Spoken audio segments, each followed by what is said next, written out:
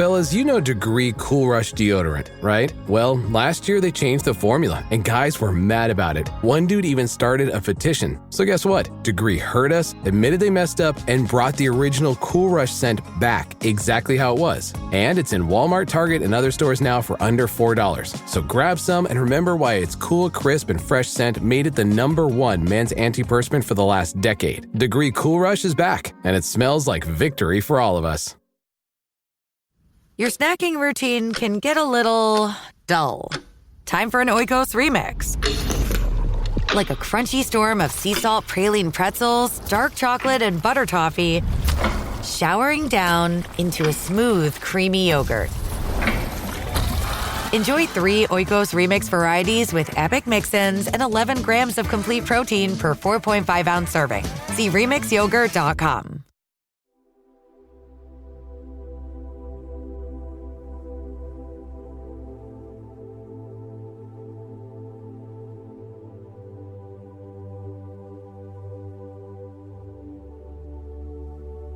Bienvenidos a este espacio de reflexión.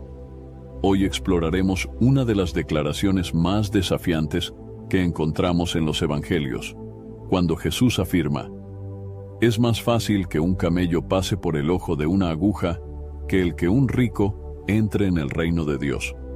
Esta enseñanza se registra en el Evangelio de Mateo, capítulo 19, versículo 24, en el Evangelio de Marcos, capítulo 10, versículo 25, y en el Evangelio de Lucas, capítulo 18, versículo 25. A simple vista, estas palabras impactan por su dureza, pero nos invitan a profundizar en el corazón humano y a reconocer cómo el apego a las riquezas puede cegarnos espiritualmente.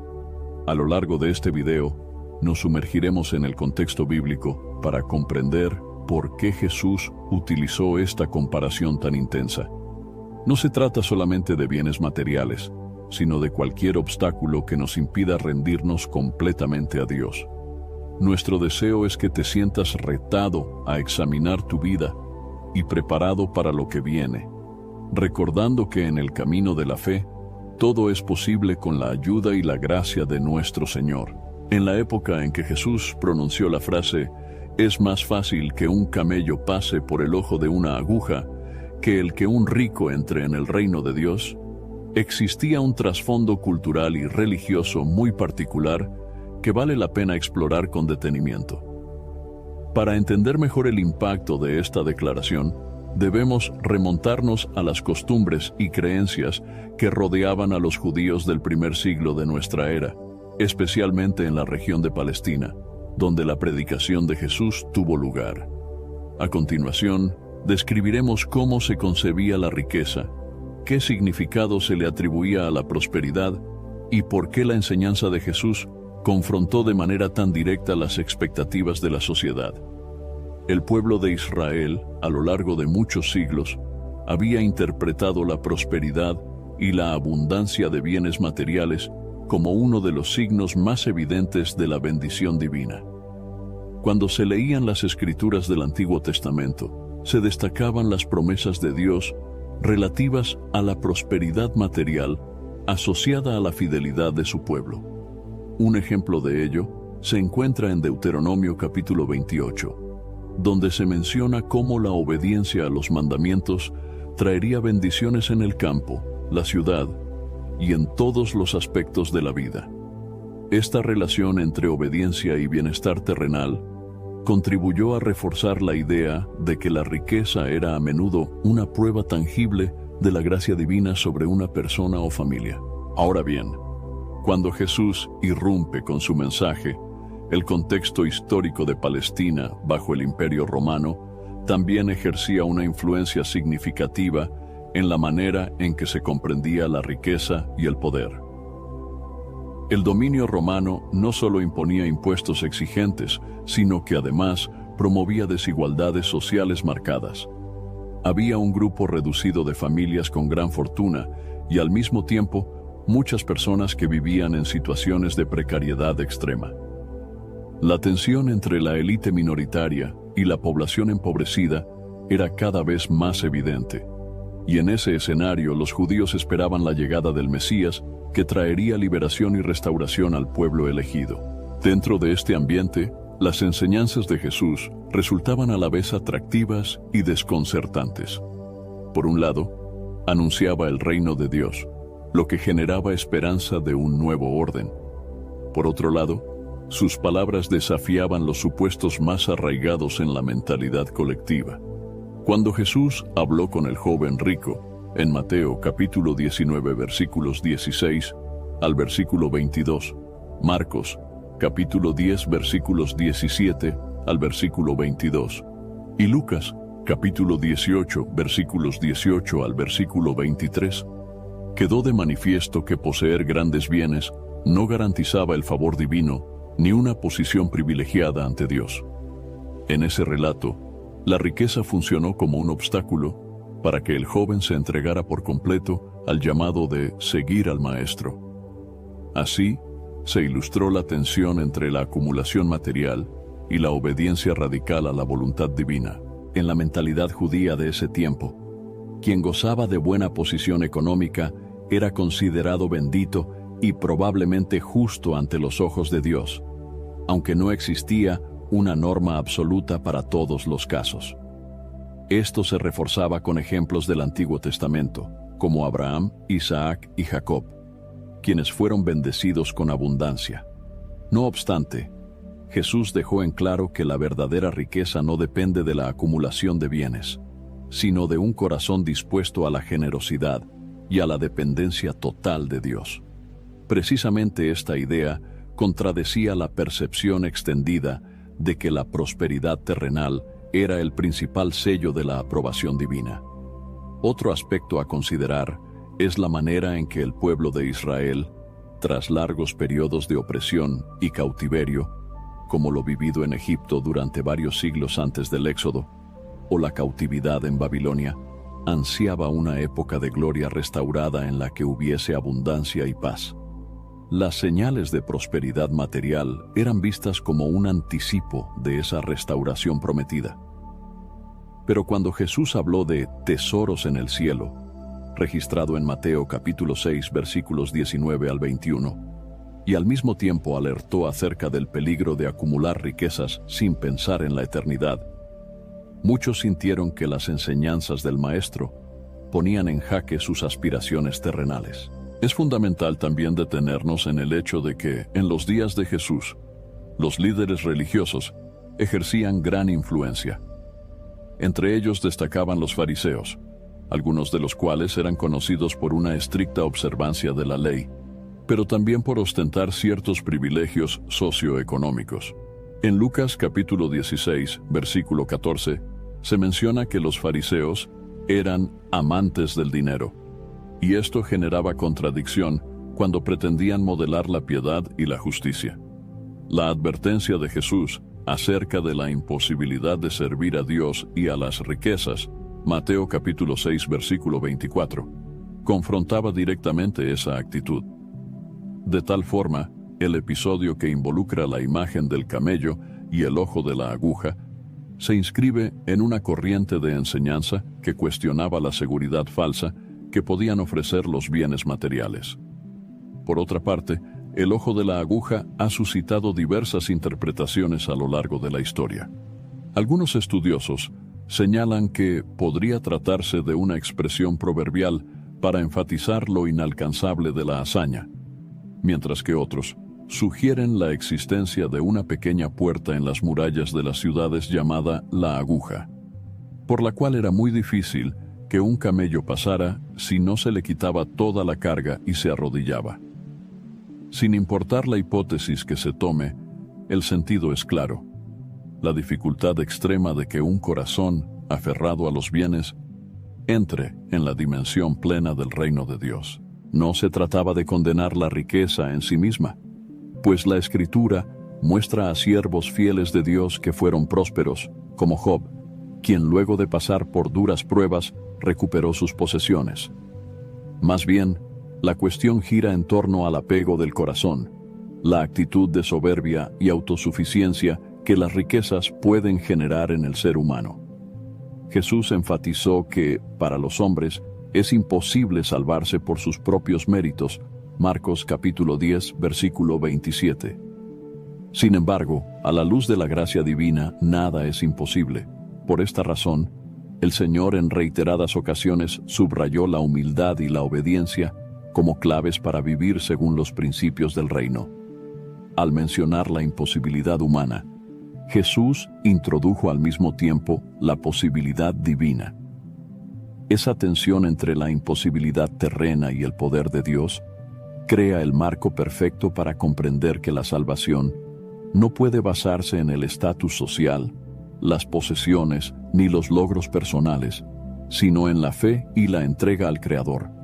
Por eso, quien escuche las palabras, es más fácil que un camello pase por el ojo de una aguja que el que un rico entre en el reino de Dios, no debe interpretarlo como una sentencia que excluye a todo aquel que posea bienes, sino como un recordatorio de que la salvación depende plenamente de la misericordia de Dios y de la disposición de cada persona a rendirle su vida, incluidas sus riquezas y proyectos. De esta manera, el contexto histórico en torno al encuentro de Jesús con el joven rico y la generalizada creencia de que la riqueza era sinónimo de bendición divina sirven de telón de fondo para la contundencia de la afirmación de Cristo. Las palabras del Maestro resonaron con fuerza entre los discípulos y la multitud, generando asombro y reflexión profunda en quienes lo escuchaban.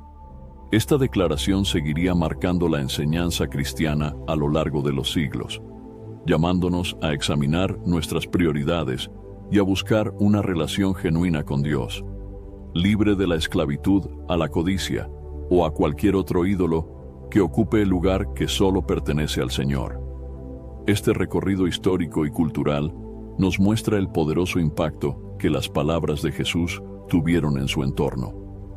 Además, nos orienta a considerar las implicaciones actuales de esa enseñanza, ya que los desafíos respecto a la riqueza, la autosuficiencia y la dependencia de lo material siguen vigentes. El mensaje bíblico es claro. Dios busca la transformación del corazón y no se deja impresionar por las apariencias externas o por la cantidad de posesiones acumuladas. Por ello, reflexionar sobre el llamado de Cristo en este contexto histórico nos ayuda a comprender la magnitud de su enseñanza y a prepararnos para vivir conforme a los valores del reino que Él anunció. La expresión "es más fácil que un camello pase por el ojo de una aguja que el que un rico entre en el reino de Dios" ha generado innumerables debates a lo largo de la historia de la interpretación bíblica.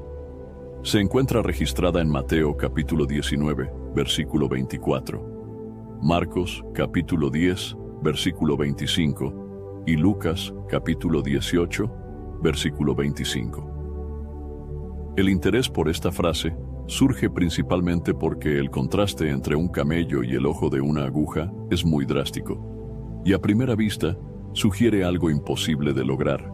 A continuación, se profundizará en el trasfondo lingüístico, las posibles explicaciones culturales y la intención principal de las palabras de Jesús, siempre a la luz de lo que el texto sagrado enseña. Para empezar, el término camello, en el idioma original del Nuevo Testamento, que es el griego koiné, corresponde a la palabra camelos, utilizada de manera común para referirse al animal característico de las regiones desérticas del Medio Oriente. Por otro lado, la palabra aguja en griego es rapis, que describe la aguja utilizada para coser, un objeto pequeño y cotidiano. El simple hecho de imaginar a un camello intentando atravesar el minúsculo orificio de una aguja genera un cuadro surrealista que apunta a resaltar la dificultad de la tarea. En cuanto a la expresión ojo de una aguja, se han planteado distintas interpretaciones que buscan explicar esta imagen de manera más concreta. Una de las teorías más conocidas propone que existía una puerta muy estrecha en las murallas de Jerusalén, frecuentemente llamada la aguja, por la que un camello difícilmente podía pasar, a menos que se le quitara la carga y se arrodillara. Quienes sostienen esta explicación afirman que Jesús aludiría a la necesidad de despojarse de toda carga material y humillarse para entrar en el reino de Dios. Sin embargo, otros expertos señalan que no hay referencias históricas contundentes acerca de una puerta con ese nombre en Jerusalén en la época de Jesús, al menos no en los registros que han perdurado. Por este motivo, algunos piensan que el sentido es meramente proverbial, destacando algo prácticamente imposible. La metáfora del camello y la aguja transmite un énfasis en lo desproporcionado. Un animal grande frente a un objeto casi diminuto. Jesús quiso ilustrar lo difícil que resulta para una persona rica rendirse a la soberanía de Dios cuando su corazón está atado a la riqueza. Aquí, la palabra rico no se limita solamente a una condición económica.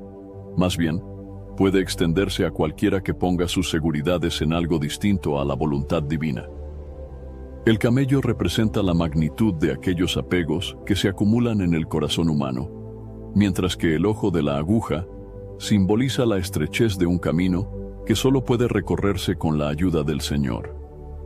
En Mateo capítulo 7 versículos 13 y 14, se menciona la puerta angosta, lo cual muestra la coherencia de la idea de que el acceso al reino de Dios exige soltar cargas y humillarse. El contexto en que Jesús pronuncia esta frase es la conversación con el joven rico. Este diálogo inicia cuando el joven pregunta ¿qué debe hacer para heredar la vida eterna? Tras un breve intercambio, Jesús le invita a vender sus bienes y a seguirlo, aunque puntualiza que la obediencia a los mandamientos es esencial. Sin embargo, el joven se entristece al escuchar la parte de vender sus posesiones, pues tenía muchos bienes. En ese momento, Jesús aprovecha para enseñar a sus discípulos acerca de la enorme barrera que puede implicar el apego a la riqueza. De allí surge esta contundente declaración que ha sido reflexionada a lo largo de los siglos. Es importante destacar que la Biblia no condena la posesión de bienes en sí misma. Existen ejemplos de hombres que gozaban de prosperidad y fueron llamados justos y piadosos, como Abraham, Isaac, Jacob o Job. Lo que se resalta es la actitud del corazón y la forma en que el hombre maneja aquello que Dios le ha dado. La Escritura insiste en que el amor al dinero es la raíz de todos los males, según se menciona en 1 de Timoteo, capítulo 6, versículo 10.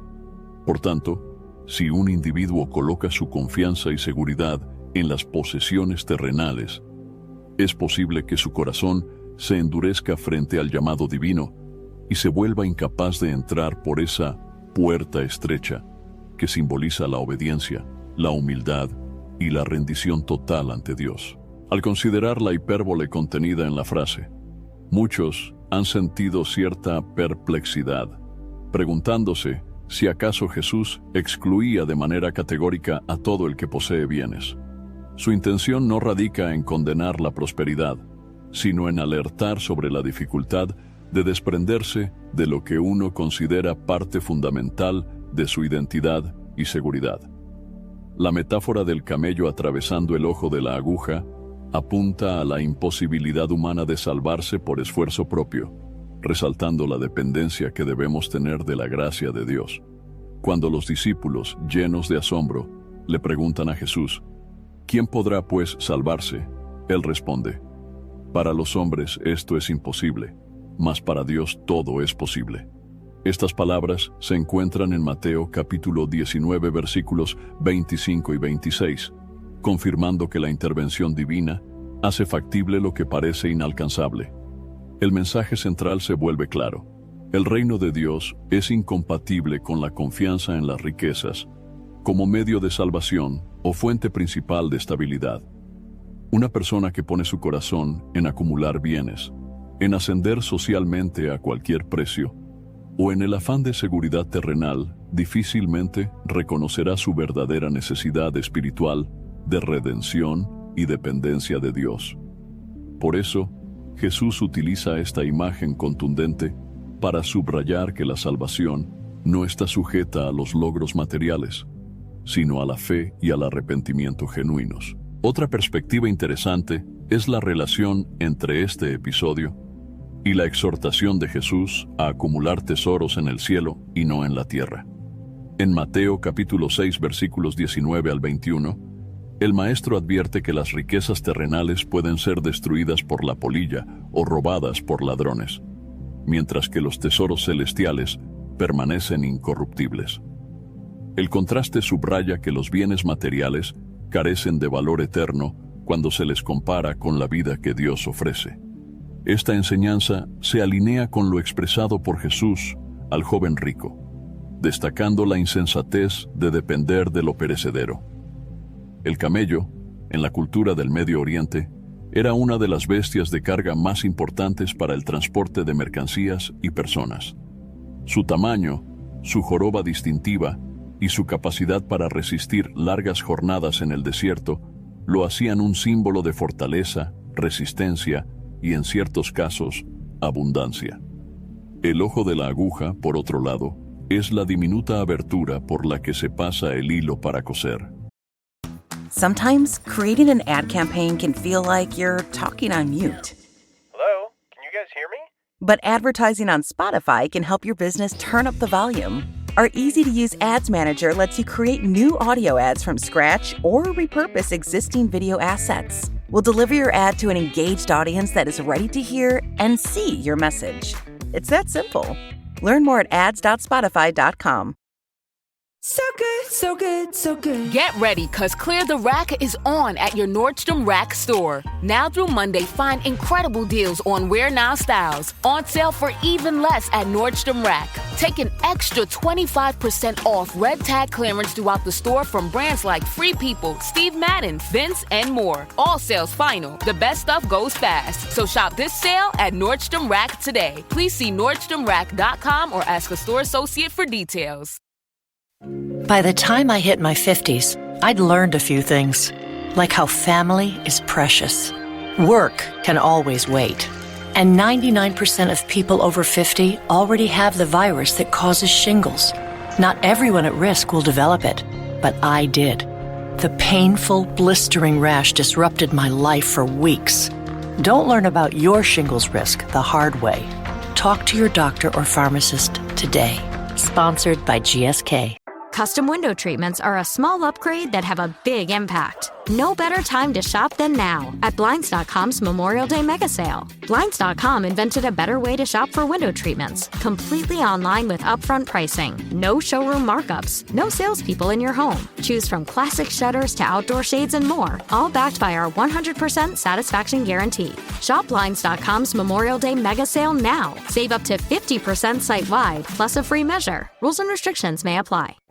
La imagen de lo enorme queriendo penetrar en lo minúsculo expresa de forma casi gráfica la idea de un esfuerzo absurdo si se emprende con la fuerza humana. Es decir, no basta la voluntad personal ni los recursos que uno posea, puesto que la salvación requiere un acto soberano de Dios y la disposición de cada persona a despojarse de toda carga que estorbe su relación con Él. Muchos intérpretes ven aquí una invitación a la humildad, recordando también las palabras de Jesús en Mateo capítulo 5 versículo 3, donde se declara bienaventurados a los pobres en espíritu, porque de ellos es el reino de los cielos. Este pobre en espíritu se refiere al que reconoce su bancarrota espiritual y comprende que nada material, ningún logro humano ni posición social puede suplir la necesidad de la gracia divina. Ser pobre en espíritu implica entender la total dependencia de Dios, del mismo modo que un mendigo depende de la generosidad ajena para subsistir. Al reflexionar sobre el significado del camello y de la aguja, se percibe un llamado a revisar el estado del corazón y la fuente de nuestro propósito y seguridad. El texto muestra que, si los recursos terrenales se convierten en el principal soporte, obstaculizan la entrada al reino. La posibilidad de atravesar esa puerta no está en nuestra capacidad, sino en la intervención de Dios, quien transforma el corazón cuando existe una actitud de arrepentimiento y entrega total. El relato de los evangelios se completa al reconocer que, después de esta enseñanza, Pedro y otros discípulos se preguntan qué pasará con quienes han dejado todo para seguir al Maestro. La respuesta de Jesús promete bendiciones en esta vida y la eternidad, enfatizando que la recompensa de seguirlo excede cualquier posesión terrenal. Esa promesa no se basa en lo que uno tiene, sino en la gracia y la fidelidad del Creador. Por este motivo, la frase del camello y la aguja sigue resonando como una advertencia, y al mismo tiempo una invitación a confiar en la provisión divina por encima de los recursos humanos. El significado esencial de la comparación entre el camello y la aguja recalca la importancia de reconocer la soberanía de Dios y la inutilidad de depender de las riquezas. Jesús no ignora la realidad de que muchas personas cuentan con posesiones y recursos, sino que confronta la actitud equivocada de ver en ellos la base de la salvación o de la aceptación ante Dios.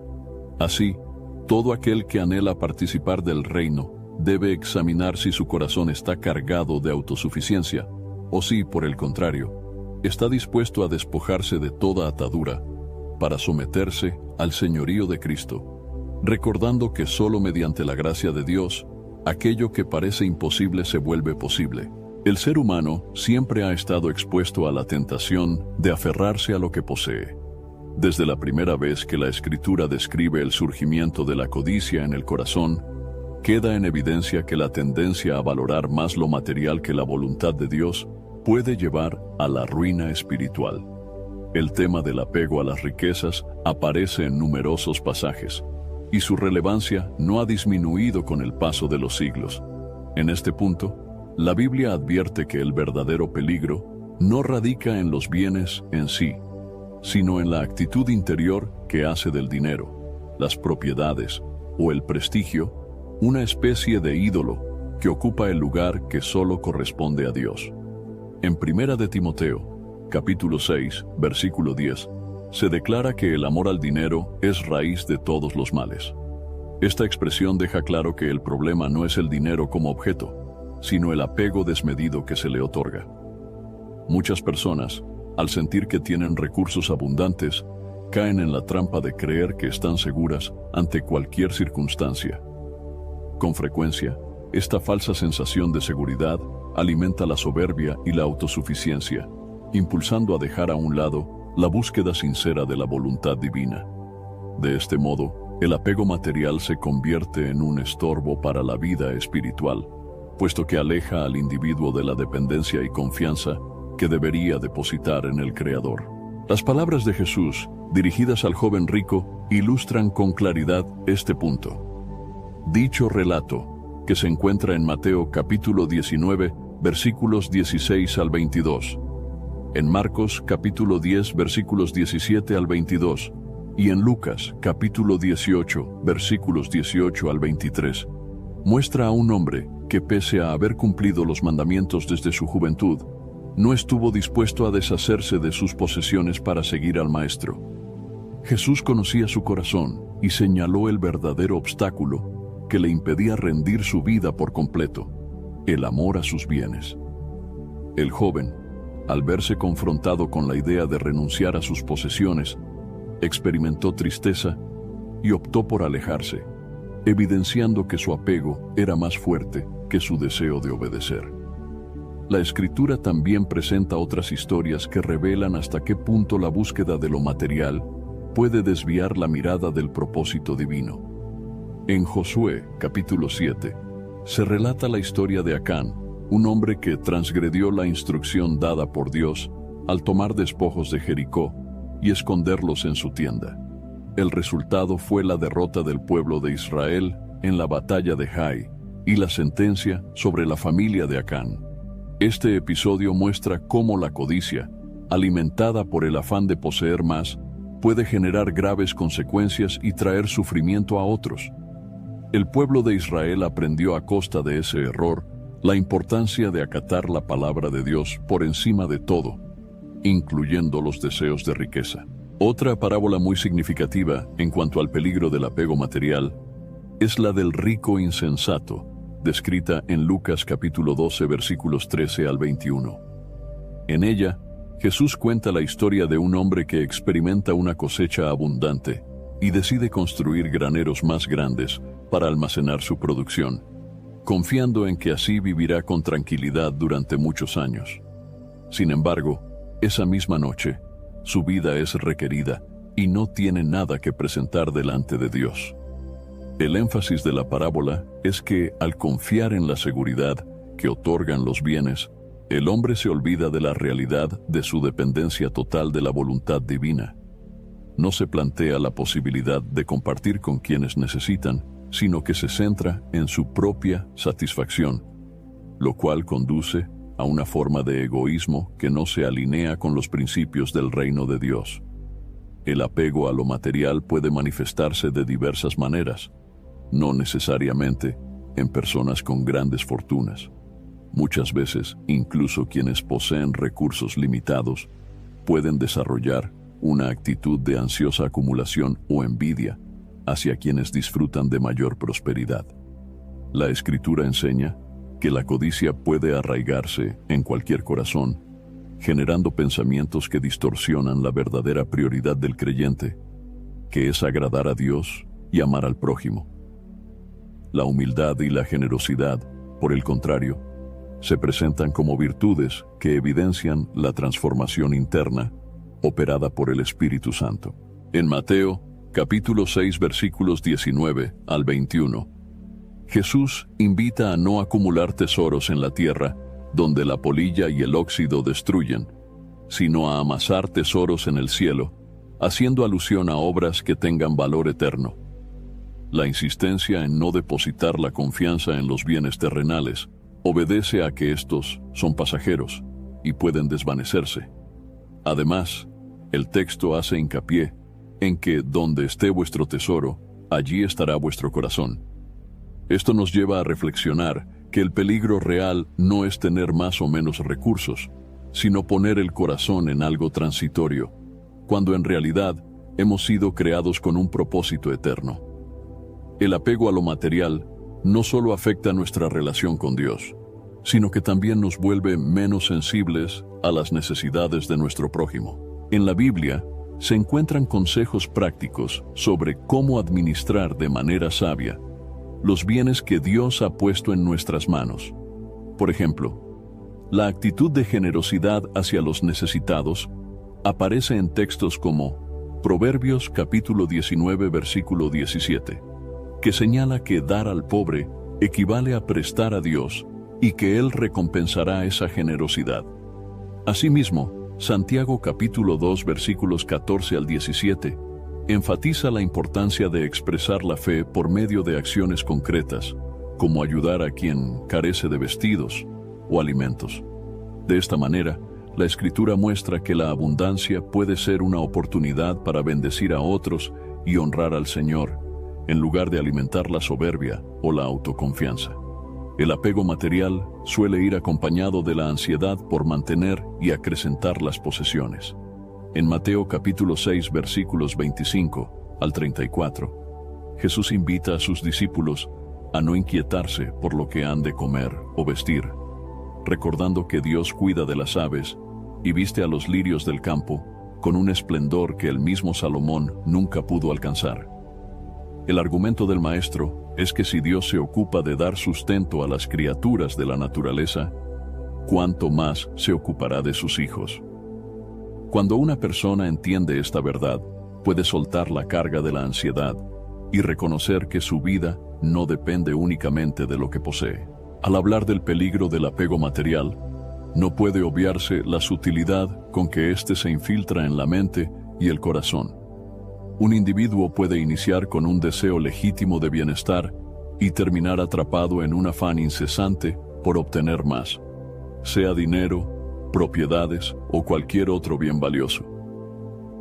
Este afán puede llevar a relegar la vida de fe, la comunión con Dios y el servicio al prójimo a un segundo plano. Incluso en la iglesia primitiva, se observó cómo el afán de reconocimiento o la búsqueda de prestigio podía conducir a la hipocresía, tal como ocurrió en la historia de Ananías y Zafira, en Hechos de los Apóstoles, capítulo 5, versículos 1 al 11. Ellos decidieron mentir acerca de lo que habían entregado, con el aparente propósito de mantener una buena imagen, pero su actitud resultó en juicio divino. Muchos creyentes, a lo largo de los siglos, han hallado en la enseñanza bíblica la fuerza para mantener el equilibrio correcto ante los recursos materiales, comprendiendo que todo proviene de Dios y que somos administradores de lo que Él nos da. De igual forma, el apóstol Pablo menciona que ha aprendido a contentarse cualquiera que sea su situación, como se aprecia en Filipenses, capítulo 4, versículos 11 al 13. Esta actitud de contentamiento es opuesta a la codicia, pues reconoce que la felicidad y la paz no dependen de la cantidad de bienes, sino de la relación con Dios. El mayor peligro del apego material es que funciona como un velo que impide ver la belleza de la comunión con el Señor. Si el corazón está saturado de deseos terrenales, se vuelve insensible a la voz divina y a la guía del Espíritu Santo. El creyente que adopta la mentalidad bíblica comprende que los bienes de este mundo son herramientas pasajeras y que la verdadera meta es avanzar hacia la patria celestial, como se describe en Hebreos capítulo 11, versículos 13 al 16. Por ello, en lugar de confiar en lo que se posee, es fundamental cultivar la dependencia de aquel que es el dueño de todo. El pasaje sobre el camello y el ojo de la aguja cobra sentido dentro de esta reflexión. Jesús no desea presentar un mensaje de condena para quienes tienen recursos, sino una advertencia acerca de cómo el amor a las riquezas puede endurecer el corazón, dificultando la humildad y la disposición a someterse a la voluntad de Dios. Cuando se cae en esa trampa, la persona se convence de que lo material le brinda una protección o una identidad que en realidad debería provenir de su Creador. Esto conduce a una forma de idolatría, porque se desplaza a Dios y se coloca el dinero en la posición más alta. La invitación de la Escritura es a reconocer que todo lo que somos y tenemos procede de Dios, y a alinear nuestros anhelos con los valores del reino que Jesús proclamó. El creyente es llamado a ser diligente en su trabajo, sabio en la administración de sus recursos y generoso con quienes se encuentran en necesidad. Cuando se cultiva este enfoque, el peligro del apego material pierde fuerza, dando paso a una vida de gratitud y libertad en la presencia del Señor. El fruto de la obediencia a las enseñanzas bíblicas se traduce en una conciencia limpia y en la paz que proviene de saber que la verdadera riqueza no radica en la posesión de lo temporal, sino en la comunión con Dios y la esperanza de la vida eterna.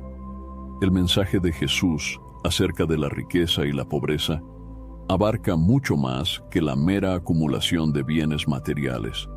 En diversas ocasiones, el Maestro habló sobre la necesidad de buscar tesoros en el cielo y de no enfocarse en los recursos terrenales como fuente de seguridad.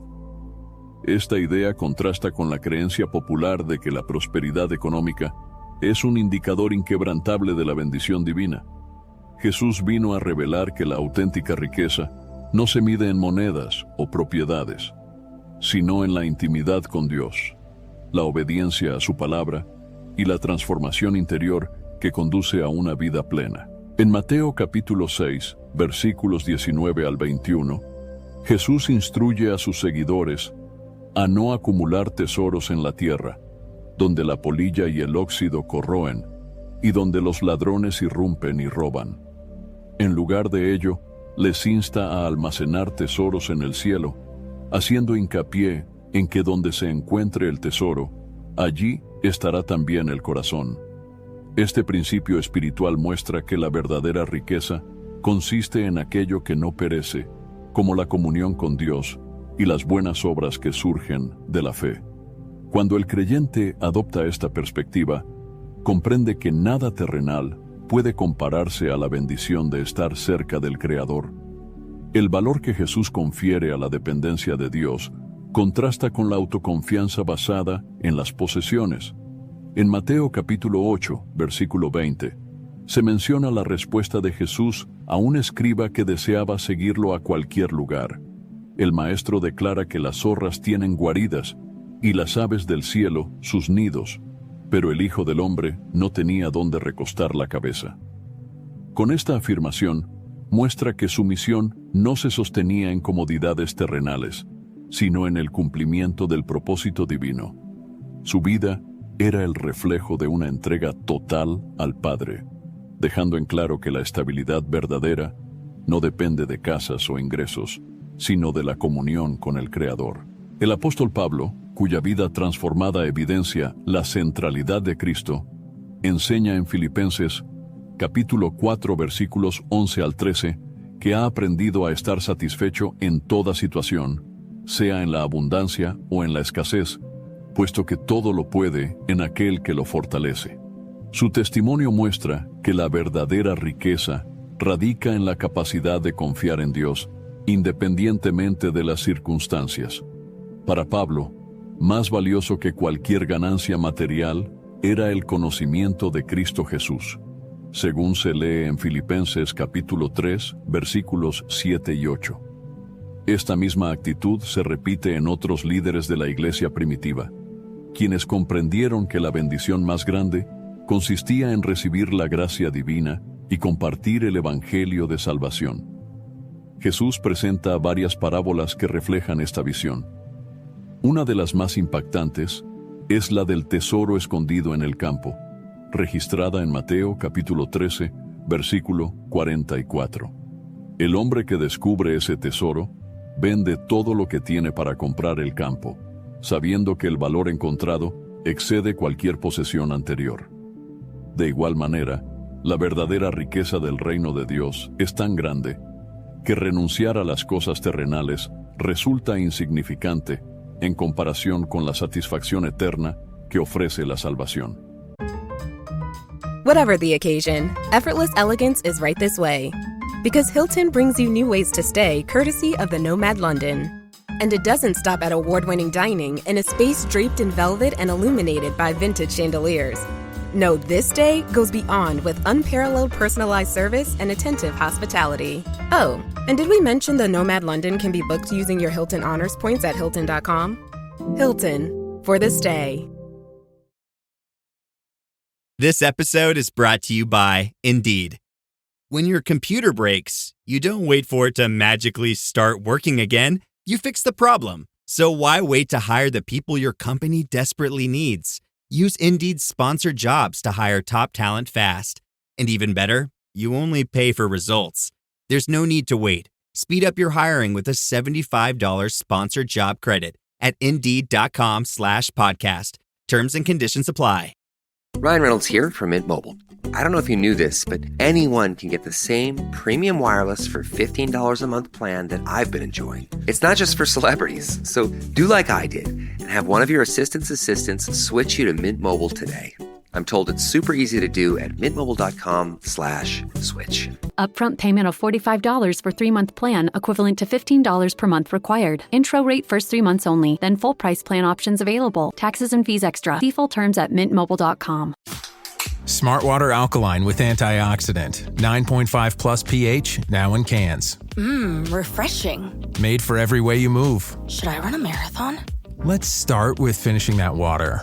Smartwater Alkaline with antioxidant, now in a sleek can. For those with a taste for taste. Grab yours today. Jesús enfatiza la idea de que quien haya ese tesoro espiritual no duda en desprenderse de todo lo demás. En las enseñanzas de Jesús, la verdadera riqueza se relaciona con la fe, la humildad y la comunión con Dios. A lo largo de los evangelios, se relatan numerosos milagros que evidencian que el Señor provee tanto para las necesidades físicas como para las espirituales.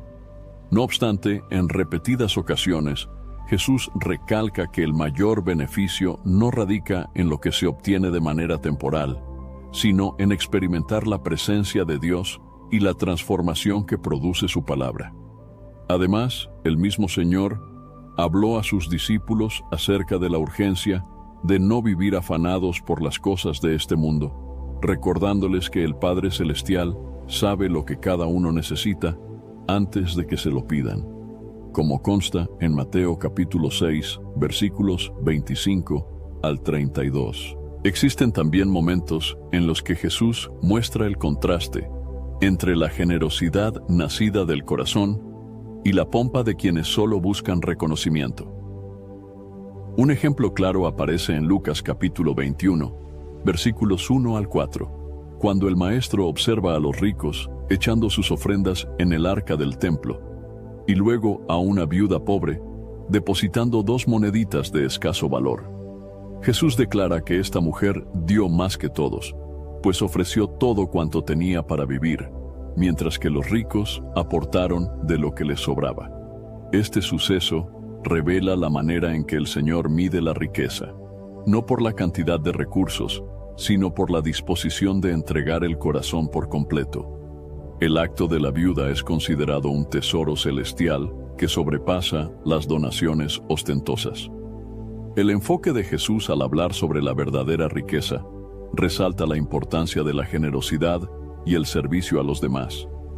En Juan capítulo 13, versículos 14 y 15, se narra el momento en que Jesús lava los pies de sus discípulos, mostrándoles que en su reino el mayor es el que sirve.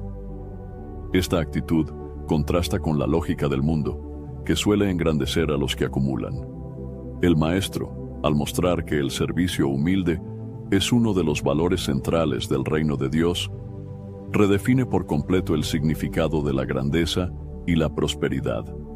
Quien sirve con amor refleja la riqueza interior que proviene de la comunión con el Salvador.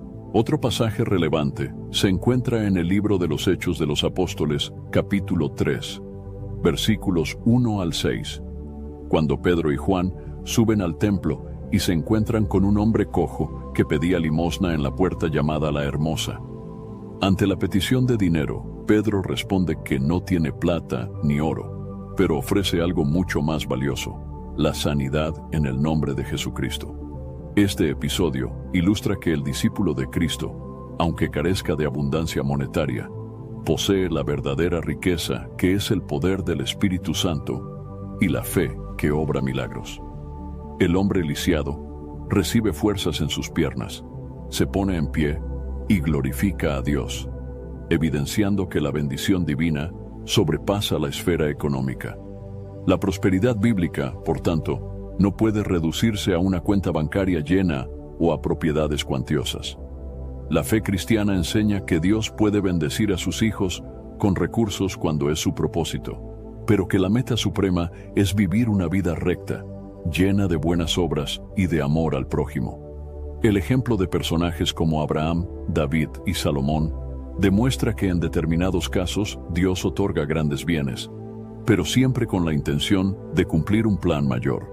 El problema surge cuando las riquezas se convierten en un fin en sí mismas, o en un ídolo que desplaza la búsqueda del Señor. En Lucas capítulo 14 versículos 25 al 33, Jesús habla del costo del discipulado, mencionando que quien quiera seguirlo debe estar dispuesto a renunciar a todo, incluso a su propia vida.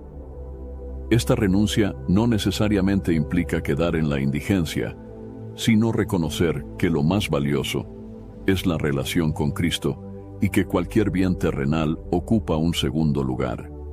Solo quien ha experimentado la gracia divina entiende la profundidad de estas palabras, pues descubre que la verdadera plenitud no depende de las fluctuaciones de la economía, sino de la certeza del amor de Dios.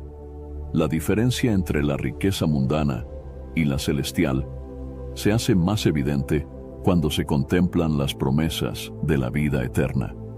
En Apocalipsis capítulo 21 versículo 4 se describe la culminación de los planes divinos, con un mundo renovado en el que no habrá muerte ni dolor.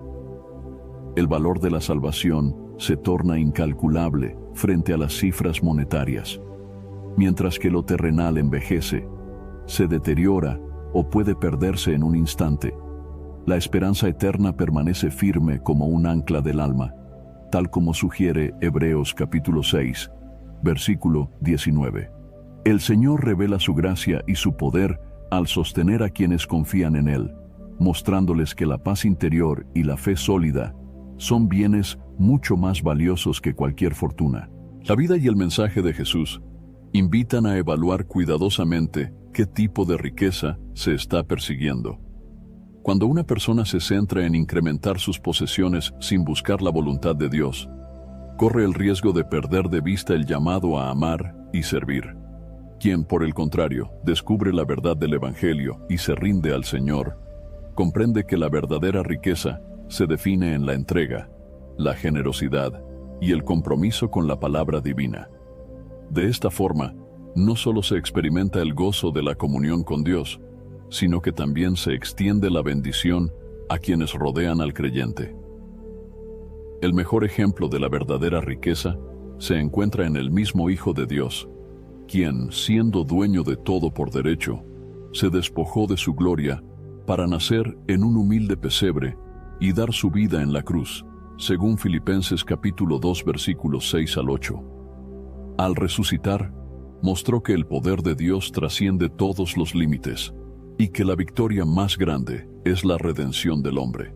Esta exaltación final de Jesús proclama que el amor y la obediencia al Padre constituyen el mayor tesoro. Vale la pena reflexionar a la luz de esta verdad, reconociendo que el llamado cristiano no se limita a lo visible, sino que apunta a la comunión eterna con el Señor y a la participación en su reino de justicia y de paz. La enseñanza de Jesús sobre la dificultad de que alguien, aferrado a sus bienes, entre en el reino de Dios, conduce a un tema esencial dentro de la fe cristiana: la urgencia de un arrepentimiento genuino. Desde los primeros capítulos de los Evangelios hasta las epístolas finales, la Escritura afirma que nadie puede disfrutar plenamente de la comunión con Dios sin una transformación profunda del corazón.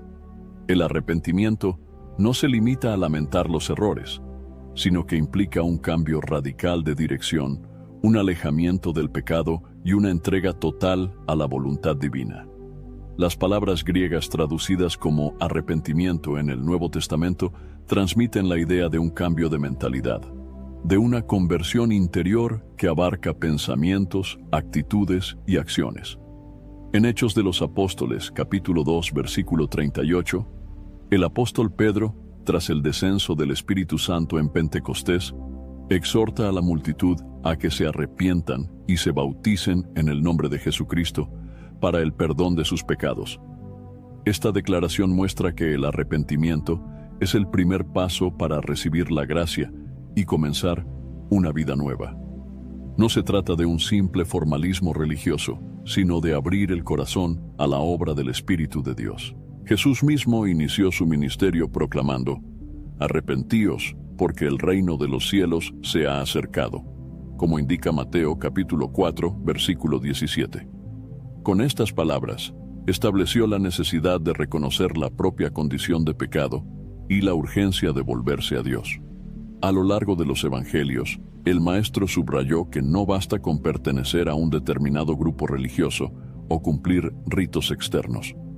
Es imprescindible una conversión genuina que nace en lo profundo del corazón y se refleja en la obediencia a la voluntad divina.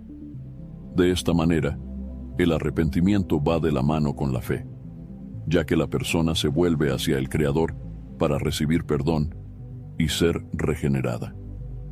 En Lucas capítulo 13, versículos 1 al 5, Jesús aborda la cuestión del arrepentimiento al referirse a ciertas tragedias que habían acontecido. Algunos se preguntaban si los que murieron eran más pecadores que los demás, y el Señor respondió con claridad que, si no se arrepienten, todos perecerán igualmente. Con ello, subraya que el arrepentimiento es una necesidad universal, no algo que atañe solo a quienes cometen faltas extremas. Todo ser humano, con independencia de su condición social o económica, requiere examinar su relación con Dios y tomar la decisión de abandonar el pecado para abrazar la verdad. El arrepentimiento va más allá de las emociones pasajeras de culpa o de tristeza. Aunque la convicción de pecado suele causar dolor en el alma, el genuino arrepentimiento se demuestra con frutos dignos de cambio.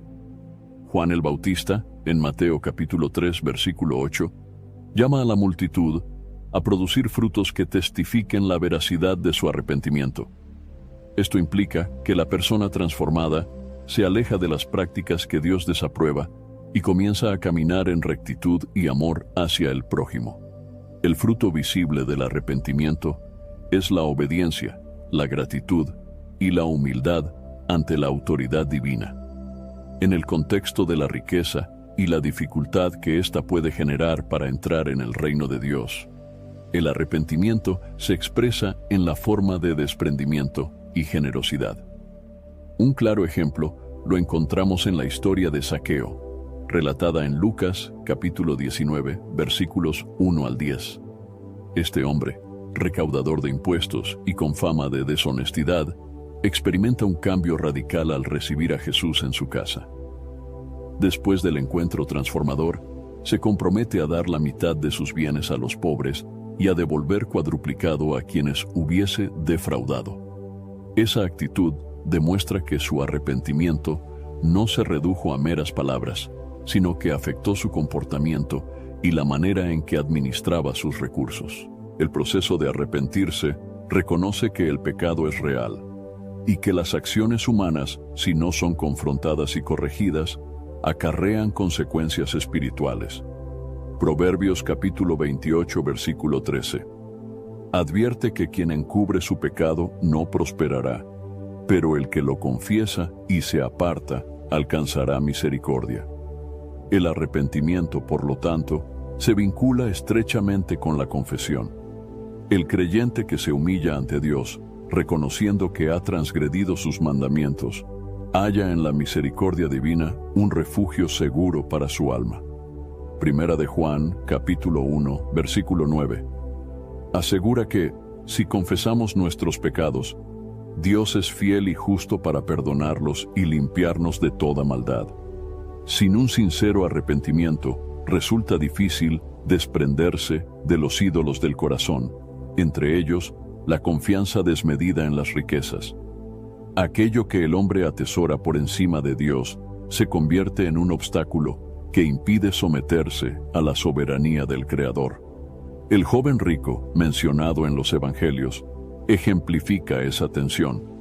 Deseaba heredar la vida eterna, pero no estaba dispuesto a renunciar a sus posesiones. Su corazón se encontraba tan aferrado a lo material que no pudo acoger la invitación de Jesús a seguirlo.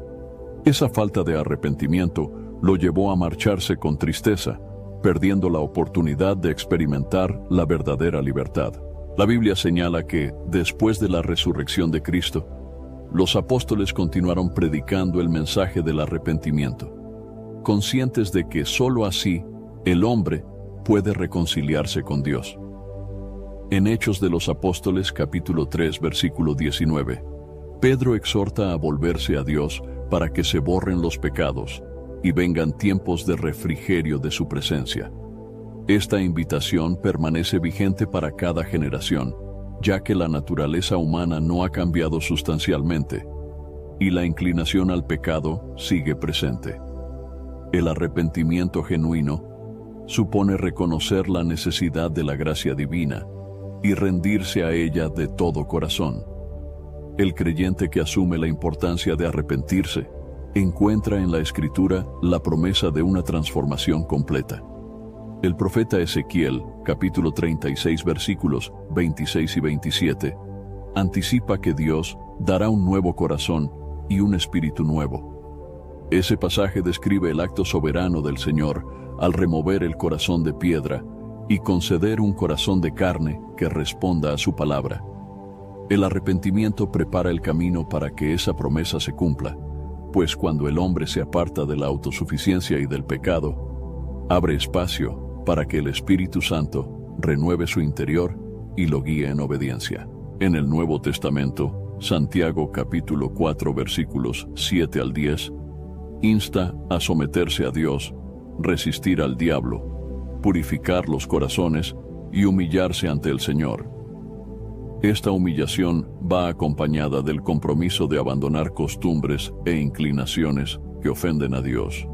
Quien se arrepiente sinceramente deja de ser un simple espectador de la fe y pasa a ser un discípulo activo, dispuesto a realizar cambios tangibles en su conducta y a poner sus bienes y talentos al servicio del reino de Dios.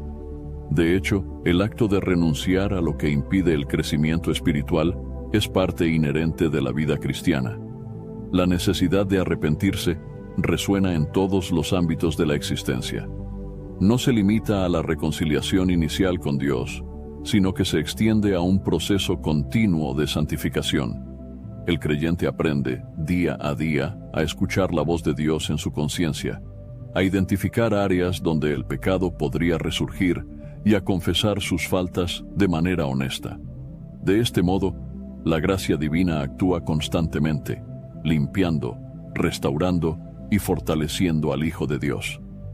El rey David expresó en el Salmo 51 su clamor de arrepentimiento, pidiendo a Dios que crease en él un corazón limpio y renovase un espíritu recto en su interior, ejemplificando que hasta alguien con una relación profunda con el Señor necesita arrepentirse y buscar la purificación. La Biblia enseña que el arrepentimiento genuino no conduce a la desesperanza, sino a la vida. El dolor por el pecado se convierte en gozo cuando el corazón experimenta el perdón divino y la paz que sobrepasa todo entendimiento, según Filipenses capítulo 4, versículo 7. Esa paz es la que otorga confianza para enfrentar el futuro, sabiendo que Dios es fiel para sostener a quienes se acogen a su gracia. El arrepentimiento abre las puertas a la comunión íntima con el Padre, permitiendo al hombre acercarse con libertad al trono de la gracia para hallar oportuno socorro, conforme a Hebreos capítulo 4 versículo 16. El llamado a arrepentirse tiene un sentido urgente cuando se comprende que la vida en este mundo es pasajera. Las riquezas, el prestigio y cualquier logro terrenal no bastan para dar garantía de salvación. Solo la gracia de Dios, recibida mediante la fe y acompañada de un corazón arrepentido, otorga la certeza de una esperanza eterna. Quien entiende esta verdad se dispone a soltar ídolos, a romper con hábitos pecaminosos y a abrazar la voluntad divina. El arrepentimiento, por tanto, no es un mero requisito, sino una invitación amorosa del Creador para que cada persona experimente la plenitud de la vida que Él diseñó desde antes de la fundación del mundo. La Biblia enseña que la salvación no puede ser alcanzada mediante méritos humanos, sacrificios personales o logros terrenales. De acuerdo con la Escritura, el ser humano, manchado por el pecado desde la caída de Adán, se halla incapacitado para reconciliarse con Dios por sus propios medios. Esta verdad se muestra de manera contundente en pasajes como Efesios, capítulo 2, versículos 8 al 9, donde el apóstol Pablo declara que la salvación es por gracia, por medio de la fe, y que no procede de obras, para que nadie se gloríe. En esta afirmación se resume un pilar fundamental de la fe cristiana. La iniciativa y el poder para salvar pertenecen al Creador, quien extiende su mano hacia la humanidad perdida. El término gracia en las Escrituras encierra la idea del favor inmerecido que Dios concede al hombre. Romanos capítulo 3 versículos 23 al 24 pone de relieve que todos pecaron y están privados de la gloria divina, pero son justificados gratuitamente por la gracia que se halla en Cristo Jesús. Este aspecto subraya que la salvación no se adquiere como un pago o un resultado de la buena conducta, sino como un regalo que proviene del amor de Dios. Nadie, por más buenas obras que realice, puede igualar la santidad del Altísimo ni anular su propia deuda espiritual. Solo el sacrificio perfecto de Jesús en la cruz, al entregar su vida, cumple los requerimientos de la justicia divina. En el Antiguo Testamento, las ofrendas y los sacrificios de animales apuntaban a la necesidad de expiación por el pecado. Sin embargo, según Hebreos capítulo 10 versículos 1 al 4, la sangre de toros y machos cabríos no podía quitar del todo el pecado, sino que solo prefiguraba el sacrificio definitivo que Cristo efectuaría más adelante. Are your business expenses playing hide and seek? With Uber for Business, the small spends that slip through the cracks, like rides and meals, go right where you need them. Because it integrates with leading expense platforms, you can say goodbye to surprise costs, missing dollars, or chasing receipts. Everything's track downable. Uber for Business. Make small steps that make a big impact. Learn more at uber.com/small steps. Summer's here, and you can now get almost anything you need for your sunny days delivered with Uber Eats. What do we mean by almost? Well, you can't get a well-groomed lawn delivered, but you can get a chicken parmesan delivered. A cabana? That's a no. But a banana? That's a yes. A nice tan? Sorry, nope. But a box fan? Happily, yes. A day of sunshine? No. A box of fine wines? Yes. Uber Eats can definitely get you that. Get almost anything delivered with Uber Eats. Order now. Alcohol in select markets. Product availability may vary by region. See app for details. This episode is brought to you by Buick. When you have 4 new tires, every drive feels fresh. Right now, buy 3 select tires and get 1 for just $1 during the Buick Certified Service Fresh Start Tire Event. Visit Buick.com/service offers or see dealer for full details. At participating U.S. GM dealers only. Highest or equal value tire will be $1. Offer ends 5/31/2025. Not available with other offers. This episode is brought to you by Loom by Atlassian. Are you feeling stuck at work? Get your team unstuck with Loom video messaging and move work forward. Use Loom to simultaneously record both your screen and yourself to share a quick update, provide feedback, train a colleague, and everything in between. Plus, add Loom AI to your meetings for instant written notes and recordings. Try Loom today at Loom.com. That's LOOM.com. Este sacrificio se consumó en la cruz, otorgando al creyente un camino de reconciliación con el Padre. El velo del templo se rasgó de arriba abajo, simbolizando el acceso directo a la presencia divina. De ese modo, la salvación se entiende como el plan perfecto de Dios, revelado progresivamente desde el inicio de la historia bíblica. El ser humano, aunque intente con todas sus fuerzas vivir conforme a las normas divinas, se tropieza con su propia naturaleza caída. Romanos capítulo 7 describe la lucha interna que padece aquel que quiere hacer el bien, pero termina haciendo el mal que no desea. Esta tensión evidencia que nadie puede por sí mismo cumplir cabalmente la voluntad del Creador. Por eso, la Biblia insiste en que la única vía de salvación es la fe en Jesucristo, quien cumplió la ley de manera perfecta y tomó sobre sí la culpa de la humanidad. Este intercambio asombroso, en el que Cristo asume el lugar del pecador y el pecador recibe la justicia de Cristo, se denomina justificación. La justificación es un acto forense en el que Dios declara justo a quien cree en la obra de Cristo. En 2 de Corintios capítulo 5, versículo 21, se expone que aquel que no conoció pecado, es decir, Jesús, fue hecho pecado por nosotros, para que fuéramos hechos justicia de Dios en él. Esa transacción espiritual no depende de logros humanos, linaje, poder económico o adherencia a reglamentos externos, sino de la confianza puesta en el Salvador. El ejemplo bíblico más destacado de esta verdad es Abraham, a quien se le acreditó la justicia por creer en la promesa divina, de acuerdo con Génesis capítulo 15, versículo 6. Más tarde, el Nuevo Testamento utiliza este caso para recalcar que la fe, no las obras, es el camino para recibir la justificación. Juan capítulo 3, versículo 16, es uno de los textos más conocidos que expresa la iniciativa divina al amar tanto al mundo que entregó a su Hijo unigénito, para que todo aquel que en él cree no se pierda, sino que tenga vida eterna. Este versículo muestra la esencia de la salvación. No emana de la buena voluntad del hombre, sino de la compasión del Creador, que envía a su propio Hijo para redimir a la humanidad. El ser humano es invitado a responder con fe y arrepentimiento, pero el mérito y el poder provienen de Dios. Así, se reafirma el fundamento bíblico de que la salvación es obra de lo alto, inaccesible a las fuerzas meramente humanas. El apóstol Pablo, en Tito capítulo 3, versículos 4 al 7, describe la misericordia de Dios como el motor de la salvación. No por obras de justicia que nosotros hubiéramos hecho, sino conforme a su misericordia, por medio del lavamiento de la regeneración y la renovación en el Espíritu Santo.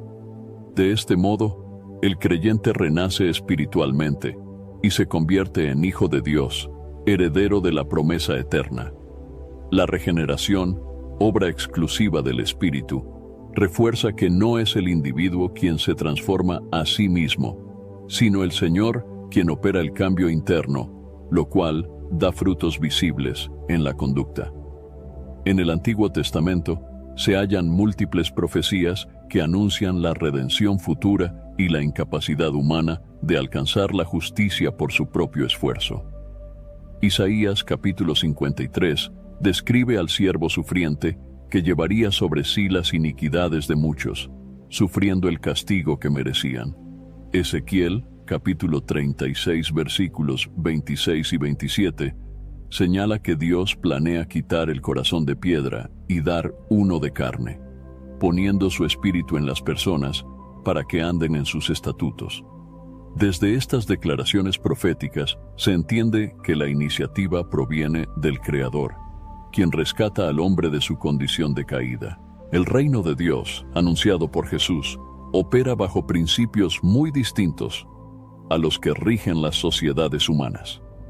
Mientras que el mundo valora el esfuerzo individual y la autosuficiencia, la Biblia enseña que la mayor victoria del hombre radica en reconocer su impotencia ante el pecado y depender del poder divino.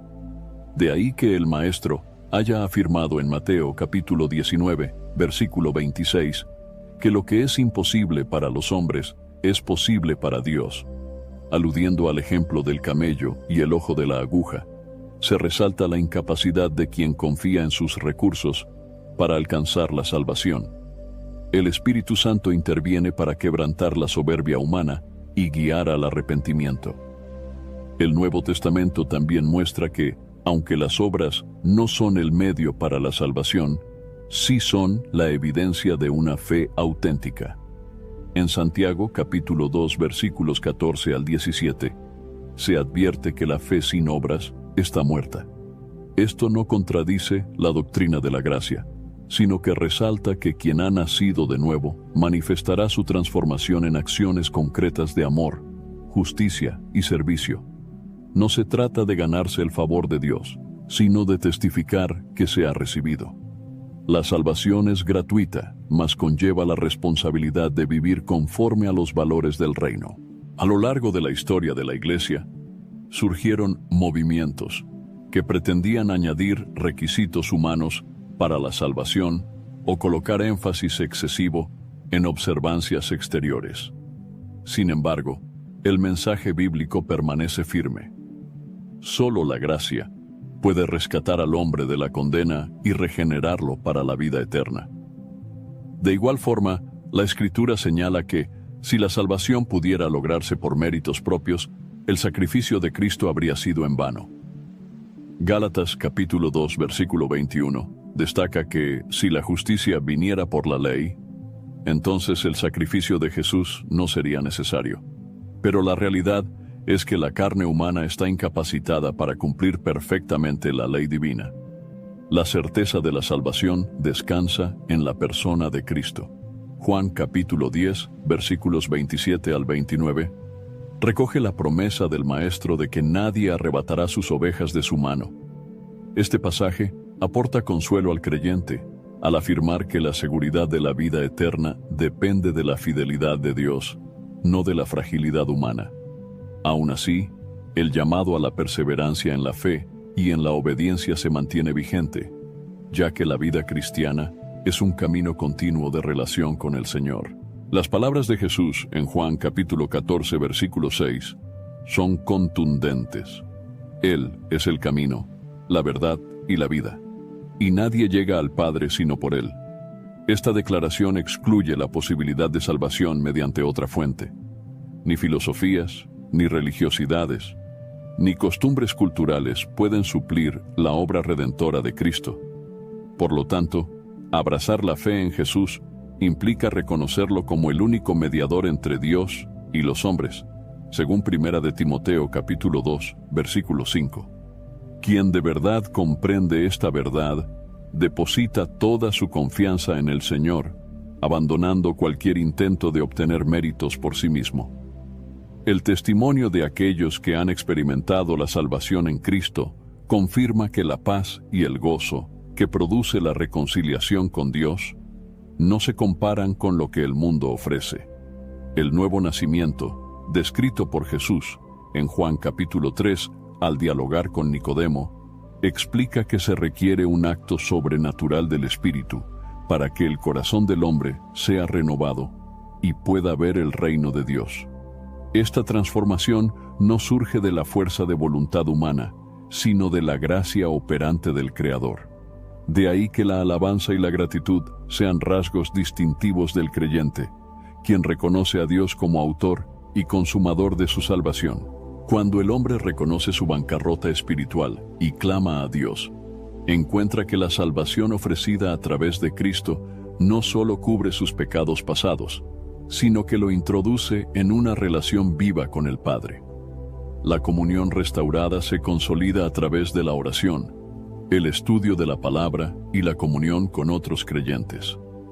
Cada uno de estos aspectos fluye del entendimiento de que la salvación fue concedida sin merecerla. Esa gratitud conduce a la santificación progresiva, en la cual el cristiano, capacitado por el Espíritu Santo, aprende a caminar en la luz y a apartarse de aquello que no agrada a Dios. La verdad central permanece inalterable. La salvación es, de principio a fin, obra de Dios.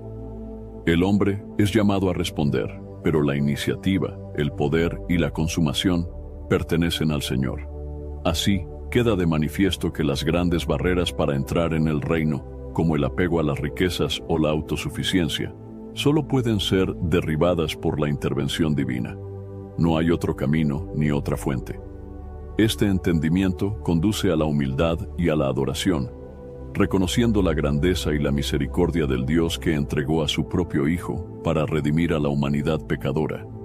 Quien abraza esta verdad, descubre la libertad que emana de la gracia y se aferra a la esperanza gloriosa de la vida eterna en comunión con el Creador. La cuestión de la confianza en Dios frente a la autosuficiencia personal aparece de manera constante a lo largo de la narrativa bíblica. Desde el Antiguo Testamento se registra cómo el pueblo de Israel dependía del Señor en el desierto, recibiendo el maná día tras día, sin acumular provisiones para el siguiente, excepto cuando Dios lo ordenaba en el contexto del día de reposo. Este detalle, narrado en Éxodo capítulo 16, demuestra que el Creador quería enseñarles a vivir confiando en su fidelidad, en lugar de depender exclusivamente de sus propias capacidades. El mensaje se repite en múltiples episodios. El afán de confiar más en las fuerzas personales o en el poder militar de alianzas humanas solía llevar al pueblo a la derrota y al sufrimiento, mientras que la obediencia y la dependencia de Dios producían victorias y tiempos de paz. Proverbios capítulo 3 versículos 5 y 6 encierra en pocas palabras la esencia de la confianza en Dios. Fíate de Jehová de todo tu corazón y no te apoyes en tu propia prudencia. Reconócelo en todos tus caminos, y Él enderezará tus veredas. Esta exhortación señala que la verdadera sabiduría consiste en reconocer que la mente humana es limitada y que la voluntad divina trasciende toda barrera. Por tanto, la autosuficiencia, entendida como la creencia de que uno puede enfrentarse a la vida sin la dirección de Dios, se convierte en un obstáculo espiritual. Quien practica la fe bíblica comprende que su habilidad, su inteligencia o sus recursos no bastan para sortear todos los desafíos, y que no hay lugar más seguro que los brazos del Creador. Uno de los ejemplos más ilustrativos de lo que implica confiar en Dios por encima de toda fuerza humana se encuentra en la historia de Gedeón, relatada en Jueces capítulo 6 y capítulo 7. El Señor reduce el ejército de Gedeón a una mínima parte, dejando en evidencia que la victoria no se logra a través de grandes números, sino mediante la intervención divina. Al debilitar los medios humanos, Dios enseña que no es el tamaño del ejército ni la estrategia militar lo que determina el resultado, sino su propia voluntad y poder. Este relato muestra que la autosuficiencia humana suele verse confrontada cuando el Señor decide manifestar su soberanía. Otro episodio de las Escrituras que expresa la tensión entre la confianza en Dios y la autosuficiencia es el relato del rey Ezequías. En Segunda de Reyes capítulo 19, el monarca de Judá se enfrentaba a las amenazas de Sennacherib, rey de Asiria, cuyos ejércitos habían conquistado numerosas ciudades. En lugar de pactar con fuerzas paganas o fiarse de los números, Ezequías llevó la carta de amenazas al templo y la presentó ante Dios, buscando auxilio en oración. El Señor respondió, liberando sobrenaturalmente a Jerusalén. De ese modo, se enfatiza que la autosuficiencia, que habría implicado negociar o confiar en tratados humanos, se revela inútil ante la amenaza. La confianza en Dios produjo el milagro. En el Nuevo Testamento, uno de los pasajes más conocidos sobre la ansiedad y la dependencia divina es Mateo capítulo 6 versículos 25 al 34. Jesús invita a no preocuparse por el día de mañana, recordando que las aves no siembran ni recogen en graneros, y aún así, el Padre Celestial las alimenta. De la misma forma, insta a buscar primero el reino de Dios y su justicia, y todas las demás cosas serán añadidas. Estas palabras difieren de la lógica de la autosuficiencia, que insta a concentrarse en la provisión propia y a planificar meticulosamente cada detalle del futuro. El maestro señala que la serenidad proviene de reconocer la soberanía de Dios, sabiendo que Él cuida de sus hijos de acuerdo con su bondad y sabiduría. La autosuficiencia, en su versión más extrema, puede conducir a la arrogancia, como se aprecia en la historia del rey Nabucodonosor en el libro de Daniel, capítulo 4. Este gobernante se jacta de haber edificado un gran imperio por su poder, olvidando que todo lo que tenía provenía en realidad del Altísimo. Para quebrantar esa soberbia, Dios permite que Nabucodonosor pierda su cordura durante un tiempo y viva como un animal en el campo, hasta que, al recobrar la razón, reconoce que el poder y la gloria pertenecen al Señor y no al hombre. Este suceso muestra el contraste entre la ilusión de autonomía y la verdad de la dependencia total que la criatura tiene con respecto a su Creador. En el contexto del tema, es más fácil que un camello pase por el ojo de una aguja que el que un rico entre en el reino de Dios. La autosuficiencia se manifiesta en quienes confían excesivamente en sus bienes. Cuando una persona posee abundantes recursos, corre el riesgo de engañarse pensando que no requiere de la provisión divina. Sin embargo, la advertencia de Jesús en Mateo capítulo 19, versículo 23, hace hincapié en que el apego a lo material dificulta la sumisión a la voluntad del Señor. La autosuficiencia económica puede generar una falsa idea de independencia, alejando al individuo de la humildad que caracteriza la verdadera fe bíblica. El apóstol Pablo experimentó la tensión entre la suficiencia humana y la dependencia de Dios cuando enfrentó múltiples aflicciones, como se detalla en 2 de Corintios capítulo 11. Allí describe naufragios, peligros de ladrones, peligros en la ciudad y en el desierto, y muchas otras situaciones límites. A pesar de su preparación intelectual y su fuerza de carácter, reconoce que solo el poder divino lo sostiene. En 2 de Corintios capítulo 12, versículo 9, el Señor le declara: «Bástate mi gracia, porque mi poder se perfecciona en la debilidad». Dicho de otro modo, la plenitud de la fuerza de Dios se evidencia cuando el hombre reconoce su incapacidad y se rinde ante la gracia divina. En numerosas ocasiones, la autosuficiencia surge de una idea equivocada de control.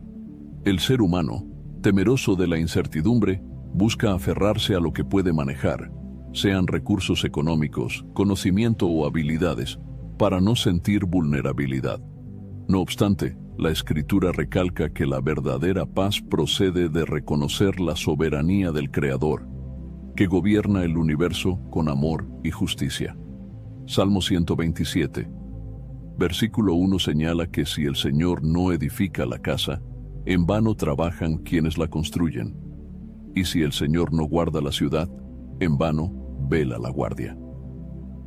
Este pasaje recalca que, por muchos esfuerzos que el hombre realice, todo queda incompleto si Dios no está presente para bendecirlo. Por otra parte, la confianza en Dios no supone la pasividad o la pereza. El creyente es llamado a trabajar con diligencia, a administrar responsablemente lo que se le ha encomendado y a ser previsivo. La diferencia radica en que, al obrar, se reconoce la autoridad divina y se somete cada plan al consejo de la palabra. Santiago capítulo 4 versículos 13 al 15. Reprende la actitud de quienes hablan con presunción sobre el futuro, sin considerar que sus vidas están en manos del Señor y que no pueden controlar lo que sucederá al día siguiente. Esta enseñanza alimenta la humildad de corazón, propia de quien confía plenamente en aquel que tiene cuidado de sus hijos. Cuando una persona comprende que la autosuficiencia es una ilusión y decide volcar su corazón hacia la dependencia de Dios, experimenta libertad. Deja de cargar el peso de tener que resolverlo todo por sí misma y descansa en las promesas divinas. Filipenses capítulo 4, versículos 6 y 7. Exhorta a no estar afanosos, sino a presentar toda petición delante de Dios con oración y ruego, y a dar gracias, asegurando que la paz que sobrepasa todo entendimiento guardará los corazones y los pensamientos en Cristo Jesús. Esa paz espiritual es el reflejo más claro de lo que significa confiar en Dios y rehusar el espejismo de la autosuficiencia. El contraste entre la autosuficiencia y la confianza en Dios se acentúa al reconocer que la salvación misma no se basa en obras humanas, sino en la gracia del Señor. Si el hombre no puede salvarse por sus méritos, tampoco tiene capacidad de sostener su vida sin la ayuda divina. Cada respiro depende de la voluntad del Creador y por ende, la humildad se hace imprescindible. Esta visión bíblica anima al creyente a rendir todo proyecto, toda posesión y toda fortaleza personal al gobierno de Dios, sabiendo que en su voluntad está la plenitud del propósito y la protección más segura que existe.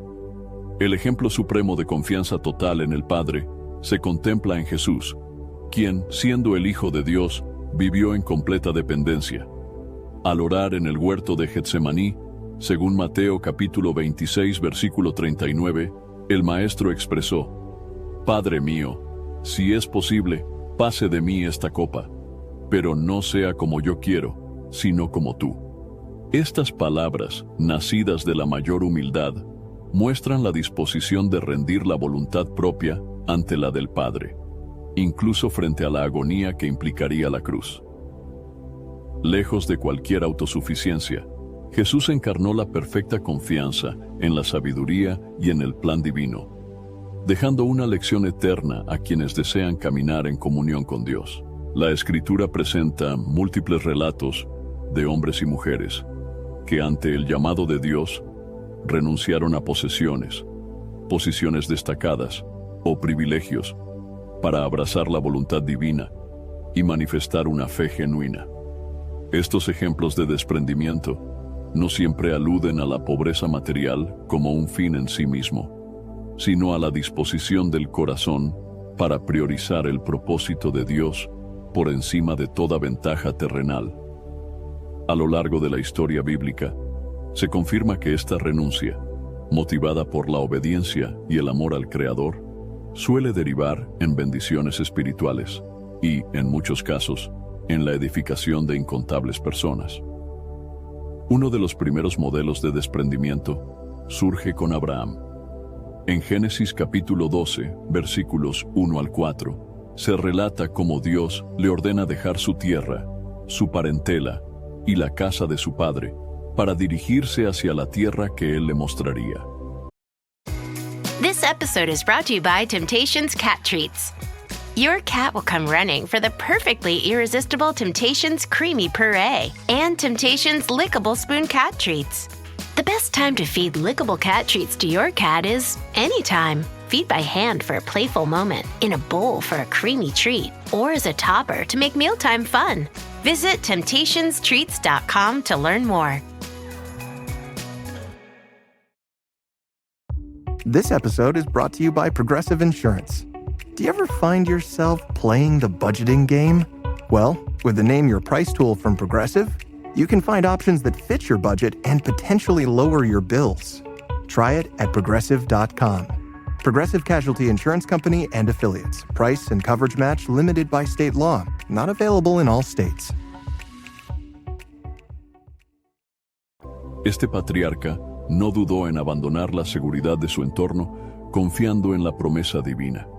El llamado implicaba una separación radical de todo lo conocido, pero el resultado fue el establecimiento del pueblo de Israel y la bendición que, según el texto sagrado, alcanzaría a todas las naciones de la tierra.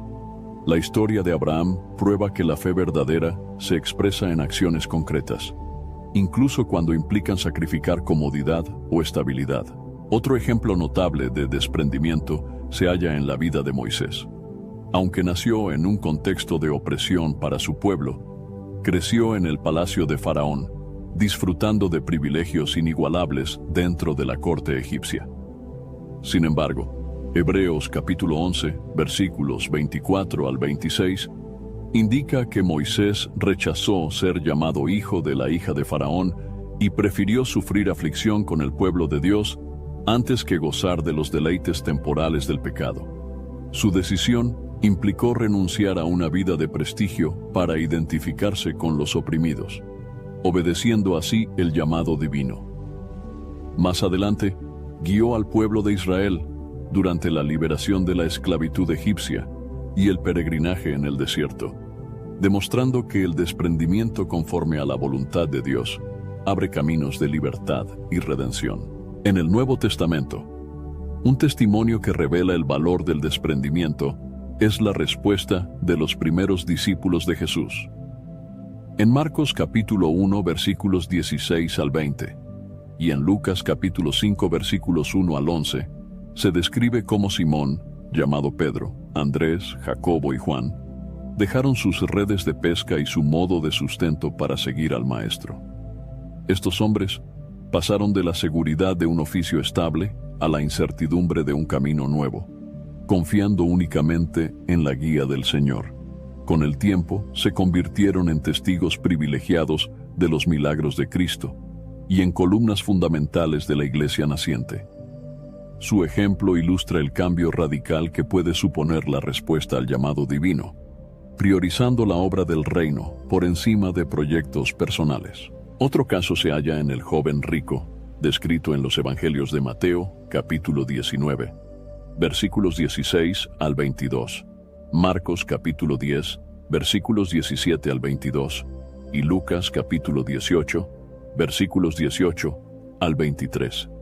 Si bien este relato no culmina en un desprendimiento real, expone con claridad el desafío que implica soltar las ataduras materiales para seguir a Jesús. El joven había guardado los mandamientos, pero cuando el maestro le sugirió vender sus posesiones y repartir el dinero entre los pobres, se retiró entristecido, evidenciando que su corazón estaba demasiado apegado a sus riquezas. Su experiencia señala que la renuncia genuina no se limita a acciones exteriores, sino que parte de una transformación interior que valora la comunión con Dios por encima de cualquier bien terrenal. La actitud de Zaqueo, el jefe de publicanos, contrasta con la respuesta del joven rico. En Lucas, capítulo 19, versículos 1 al 10, se cuenta cómo, tras recibir a Jesús en su casa, Zaqueo decide dar la mitad de sus bienes a los pobres y devolver cuadruplicado lo que hubiese defraudado a alguien. Aunque tenía fama de extorsionador, su corazón cambió al encontrarse con el amor del Señor, lo que se reflejó en un acto de desprendimiento radical. Jesús declara que la salvación había llegado a esa casa, mostrando que la renuncia a las injusticias y el resarcimiento de daños son señales visibles de un corazón transformado. En el libro de Hechos de los Apóstoles, capítulo 4, versículos 32 al 37, se describe la solidaridad que caracterizó a la iglesia primitiva. Los creyentes compartían sus bienes, y nadie consideraba como suyo lo que poseía, pues había un profundo sentimiento de unión y generosidad. Un caso específico es el de José, llamado Bernabé, quien vendió un campo y entregó lo recaudado a los apóstoles. Este desprendimiento propició que la comunidad cristiana primitiva cuidara de sus miembros más necesitados y expandiera el evangelio con poder. El texto no obliga a todos los creyentes a despojarse de sus pertenencias, pero sí presenta un paradigma de amor y entrega que trasciende la acumulación material. La Escritura expone asimismo la historia de la viuda pobre, que ofreció 2 monedas de escaso valor en el templo. En Lucas capítulo 21, versículos 1 al 4, Jesús observa cómo los ricos depositan sus ofrendas, y luego se fija en esta mujer, afirmando que su entrega fue superior, pues dio todo cuanto tenía para vivir. El desprendimiento de la viuda no radicaba en la magnitud económica de su ofrenda, sino en la totalidad de su confianza puesta en Dios. Su acto revela que la grandeza de una donación no se calcula por su cuantía, sino por el amor y la fe que la motivan. Con frecuencia, los gestos de mayor valor espiritual surgen de quienes no poseen mucho, pero están dispuestos a consagrar lo que tienen a la obra divina. En el caso del apóstol Pablo, se observa una renuncia de índole diferente. Él describe en Filipenses capítulo 3 versículos 4 al 8, que, según la carne, tenía motivos para gloriarse. Era hebreo de hebreos, fariseo celoso y estricto en el cumplimiento de la ley. Sin embargo, considera todo aquello como pérdida por causa de Cristo. Su desprendimiento no consistió en bienes materiales, sino en su estatus religioso y su reputación. Pablo comprendió que, comparado con la excelencia de conocer a Cristo, cualquier logro personal resultaba insignificante. Ese cambio de perspectiva impulsó su misión, llevando el mensaje de la gracia a judíos y gentiles. Su experiencia enseña que las renuncias también abarcan la vanagloria, el orgullo académico, o cualquier otro elemento que distraiga de la centralidad de Cristo. En la carta a los Hebreos capítulo 11, conocida como la Galería de los Héroes de la Fe, se encuentran varios nombres que de alguna manera dejaron algo atrás para seguir el plan de Dios. Además de Abraham y Moisés, se menciona a hombres como Gedeón, Barak, Sansón, Jefté, David y Samuel. Cada uno de ellos respondió al llamado divino, afrontando peligros y abandonando seguridades personales, confirmando que el desprendimiento es parte esencial de la caminata de la fe. Tal disposición no es un simple acto de ascetismo, sino la manifestación de la certeza de que la voluntad de Dios es buena, agradable y perfecta. Al examinar estos ejemplos, surge la enseñanza de que el desprendimiento no implica forzosamente renunciar a todo patrimonio y vivir en extrema necesidad. El núcleo está en la rendición del corazón y en la disposición de reconocer que todo lo que se posee proviene de Dios y que se administra para su gloria. Cuando las bendiciones materiales se utilizan con sabiduría y generosidad, se convierten en instrumentos para expandir el reino de los cielos. Por otro lado, cuando los bienes se convierten en un ídolo, ocupan el lugar que le corresponde únicamente al Creador, desvirtuando la vivencia de la fe. Los personajes bíblicos que optaron por el desprendimiento lo hicieron guiados por la convicción de que lo eterno trasciende lo temporal.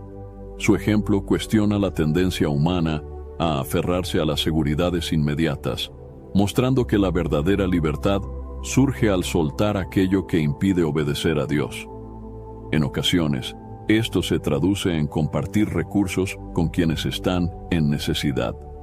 En otras, implica abandonar una posición de prestigio para cumplir un propósito divino. Lo constante Es la actitud de humildad y de servicio que se enraiza en la confianza absoluta en el Señor. Cada relato revela que el desprendimiento, aunque cueste, conduce a una vida plena, enriquecida por la presencia y el favor de Dios. Abraham halló en la obediencia la promesa de una descendencia numerosa. Moisés participó en la liberación de un pueblo. Los discípulos presenciaron la gloria de Cristo y formaron la base de la iglesia. Zaqueo experimentó el gozo del perdón. La viuda pobre recibió la honra de Jesús y Pablo expandió el evangelio por todo el Imperio Romano. Estas historias testifican que Dios recompensa la fe sincera y el sacrificio motivado por el amor, aun cuando los resultados no sean siempre medibles en términos puramente materiales. El desprendimiento bíblico implica, por tanto, alinear el corazón con el carácter de Dios, reconociendo su señorío sobre toda esfera de la existencia. Ante cada bendición, cada oportunidad y cada reto, la pregunta crucial es si se está dispuesto a ceder el control y a invertir los recursos para cumplir la voluntad divina. A la luz de estos ejemplos, se observa que la renuncia no supone una pérdida definitiva, sino más bien un intercambio hacia algo que tiene un valor incalculable: la satisfacción de vivir conforme al propósito eterno del Creador. Las narraciones de la Escritura refuerzan que quienes eligen este camino de obediencia experimentan la paz y la plenitud que solo provienen de caminar en sintonía con la voluntad de Dios. La esperanza cristiana se distingue por apuntar más allá de los límites de esta vida, abarcando la promesa de la comunión eterna con Dios y la restauración completa de toda la creación.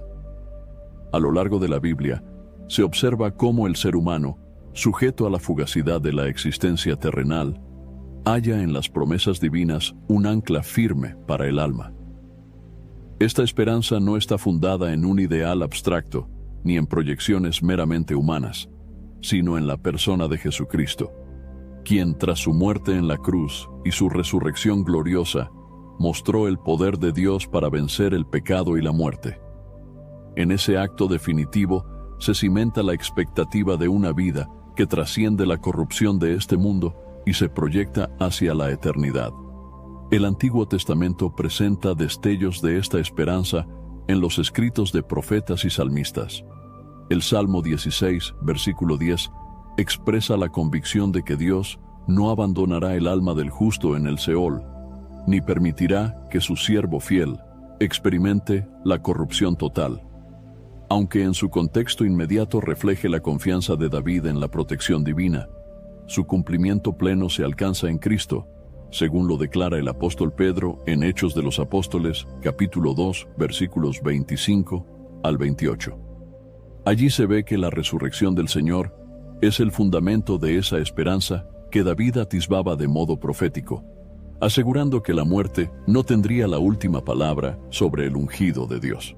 En el Nuevo Testamento, la esperanza se expande de manera más concreta a través de la enseñanza de Jesús y de las cartas apostólicas.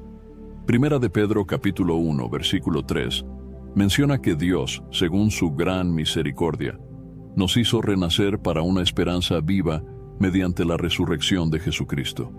Este pasaje resalta que la esperanza cristiana no es una suposición incierta, sino una realidad viva y operante, arraigada en un hecho histórico: la victoria de Jesús sobre la tumba.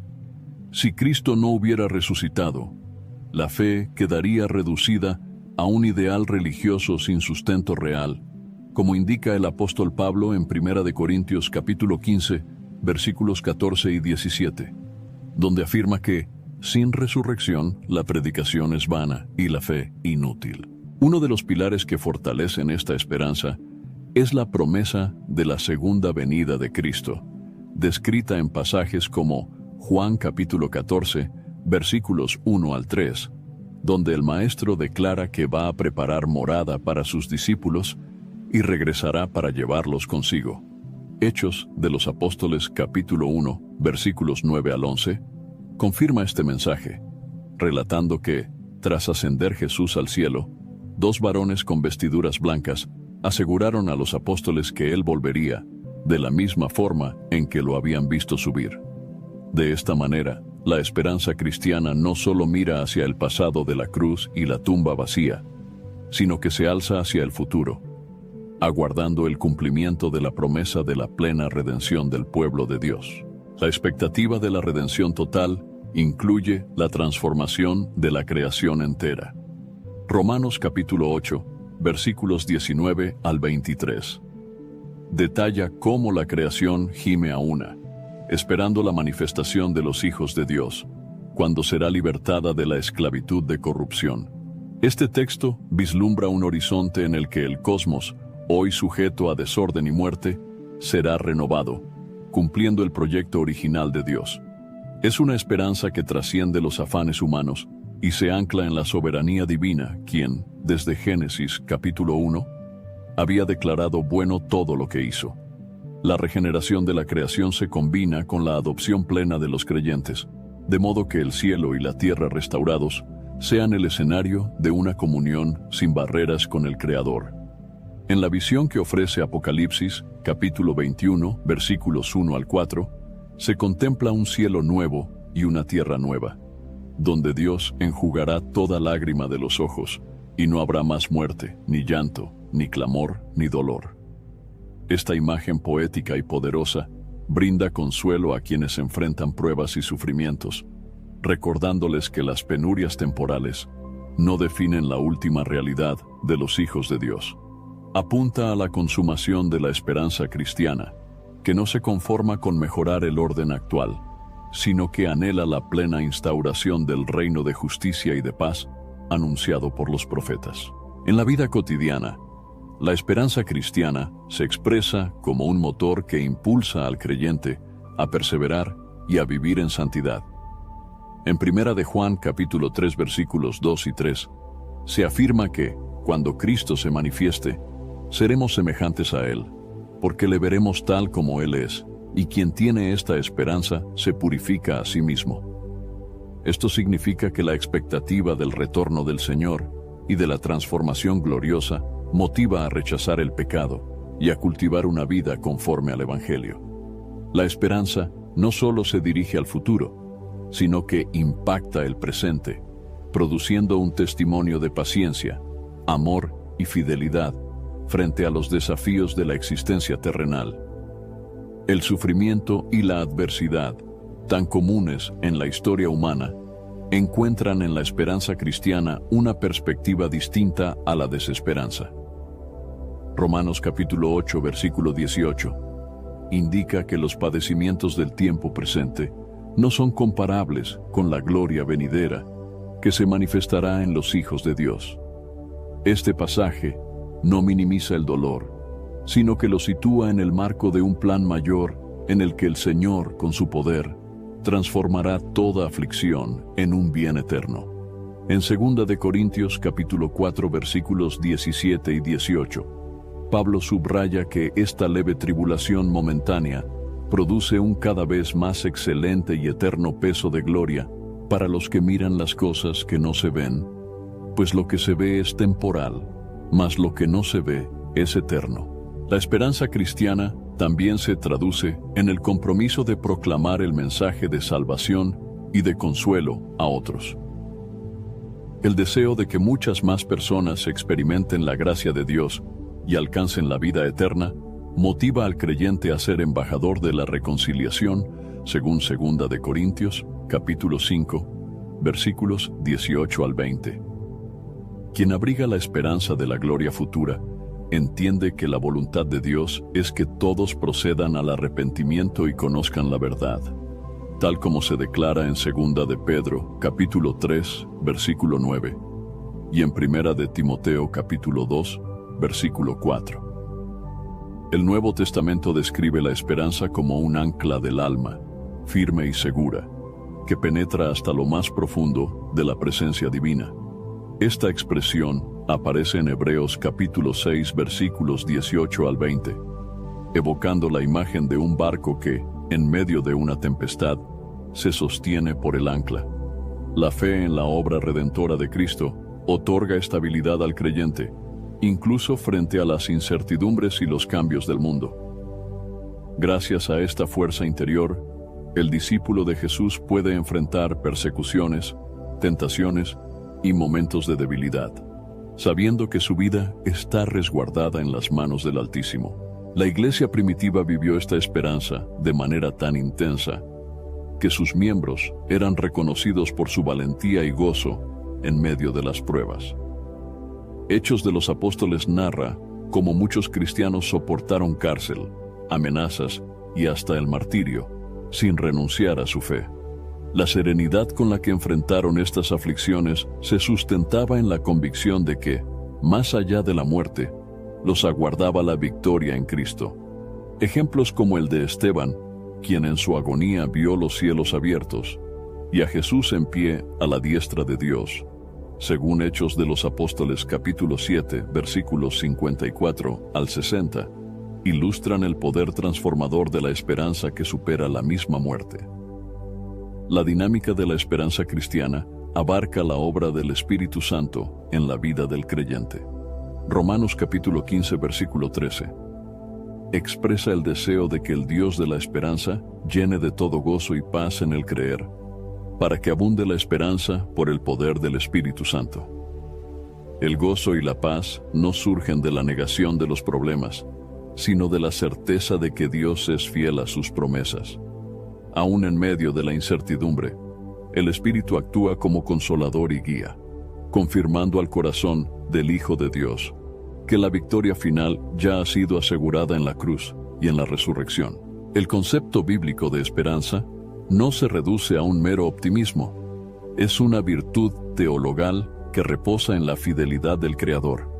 El creyente no se aferra a especulaciones, sino a la palabra inquebrantable de aquel que no miente. Tito, capítulo 1, versículo 2, recalca que se espera la vida eterna, la cual Dios, que no miente, prometió desde antes del principio de los siglos.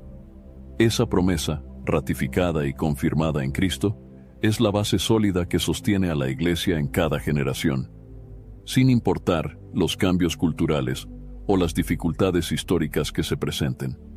El futuro glorioso que anuncia la Biblia motiva al creyente a mantener una actitud de vigilancia y perseverancia. Jesús enseñó a sus discípulos a velar, porque no sabían el día ni la hora de su regreso, según Mateo capítulo 24, versículo 42.